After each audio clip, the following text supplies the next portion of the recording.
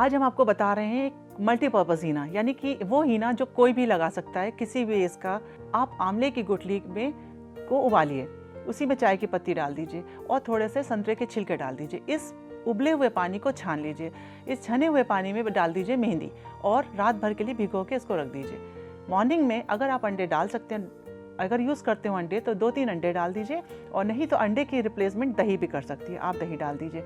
और रात में भिगोई हुई स्प्राउटेड मेथी, यानी कि अंकुरित मेथी का चटनी बना करके वो भी उसमें डाल दीजिए। और 1 चम्मच, सिर्फ 1 चम्मच भृंगराज पाउडर और आधी चम्मच लौह भस्म। इस तरह से इस घोल को शैम्पू किए हुए बालों में जब आप लगाएंगे और बाल धोने के बाद 2-3 दिन तक आप बालों में कुछ भी नहीं करेंगे, तो आपके बालों की हर तरह की प्रॉब्लम सॉल्व होगी और बाल बहुत सुंदर हो जाएंगे।